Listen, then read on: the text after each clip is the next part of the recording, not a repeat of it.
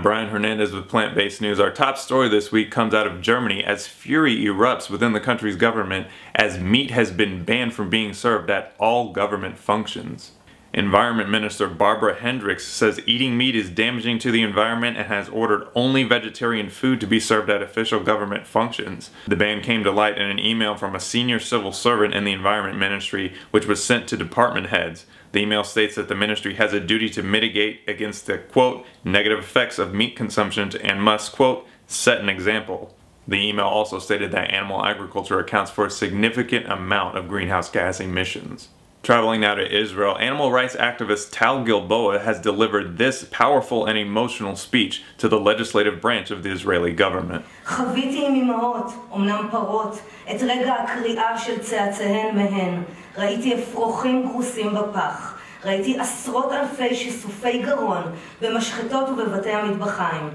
ראיתי אפרוחים נחנקים מקצף לאחר תהליכי השמדות בגין מחלות. הכל בחסות החוק. חוקים אשר אינם מוסריים בעליל, כמו חוקים אחרים במהלך ההיסטוריה, חוקים אשר הפכו אותנו למפלצות בעבור יצורים אחרים. קל מדי להישאר אדישים לסבל בעלי החיים, שכן אין ביכולתם לכתוב כתובות לעיתון או לדבר ברדיו.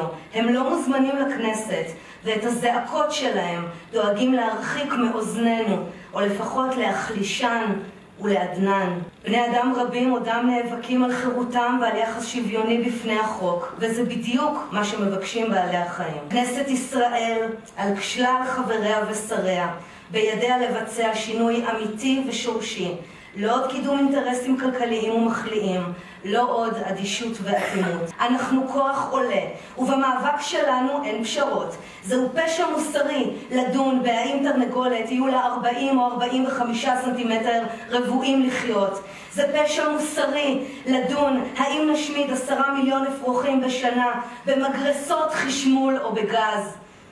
זה פשע מוסרי לדון בהאם להביא לישראל עגלים באוניות או לשחוט אותם כבר בחול. מדברים על סטנדרטים של שחיטה. היעלה על הדעת שנדבר על סטנדרטים של עבדות, ניצול ילדים, סטנדרטים של אונס? In celebrity news, the fur industry is a hot topic as vegan musician Sia takes to Twitter to ask Kanye West to go fur-free. Sia states in her tweet, "This is the reality of fur for fashion," linking to a YouTube video entitled Under the Fur Coats, Rabbit Screams of Death, depicting rabbits being mutilated for their coats. More than 6,000 of Sia's 2.8 million followers engaged with the post and commented in support of her request, adding that she should also reach out to other musicians who promote fur, including Rihanna and Lady Gaga. Sia, you might have better luck convincing Kanye West with a prayer than a tweet. If you remember, he's not a person. I just told you who I thought I was, a god! Also during an interview with Rosa Gamazzo from the set of John Wick 2, Ruby Rose seemed to imply that only ignorant people still wear fur. I don't know how young people can be ignorant because they're attached to their cell phones. You know, so it's not like back, you know, when I was younger, I had to find a documentary, some magical way someone showed me, and I was like, oh my God, I'm never eating meat again.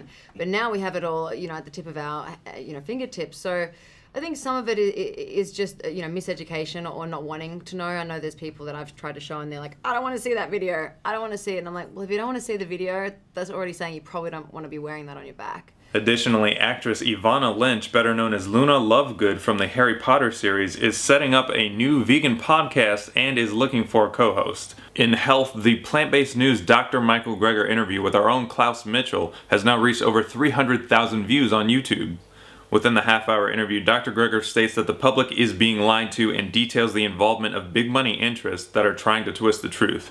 Dr. Greger is the founder of nutritionfacts.org and the author of the book How Not to Die. Big news in the world of business as investors continue to diversify from tech and into vegan startups. According to CB Investors, nearly all the food and beverage startups that have attracted smart money are focused on transformational technologies such as plant-based protein and animal-free eggs. Startups that may not only be selling products but are designing new processes that could change the way we eat.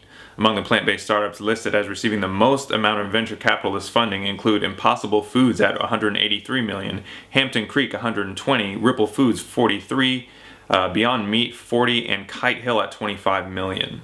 Dannon has just cut its dairy ad budget dramatically. The yogurt giant plans to spend less on dairy advertising and shift focus to its new acquisition, a plant-based company called White Wave Foods. Dannon plans to cut the cost over the next 3 years by $1.1 billion, according to an announcement at their 2016 annual results conference last week. Starbucks recently introduced its first fully vegan breakfast option at 600 New York locations. The new item features a combination of steel-cut oats, quinoa, and chia seeds soaked overnight in coconut milk and topped with coconut shavings and sliced almonds. The company is focused on developing protein-rich food items, and their vegan option is loaded with 6 grams per serving. The world's largest coconut water brand, Vita Coco, has announced its plans to delve into the dairy-free milk market this year. The brand will be launching Vita Coco coconut milk, made with a blend of coconut water and coconut cream, in an effort to capture its stake in the growing plant-based milk industry. Other retailers that have released options so far this year include Marks & Spencer, Holland & Barrett, Sainsbury's, and Cornetto Italy. And in other news, vegans may in fact be the preferred romantic interest to meat eaters. In an experiment conducted by PETA Australia, nearly identical Tinder profiles were created, with the only differences being key phrases like vegan for life and bacon is life, and photos supporting each. The results were double the number of right swipes on the vegan profile, leaving Guy Fieri wondering what he could possibly be doing wrong on his Tinder profile.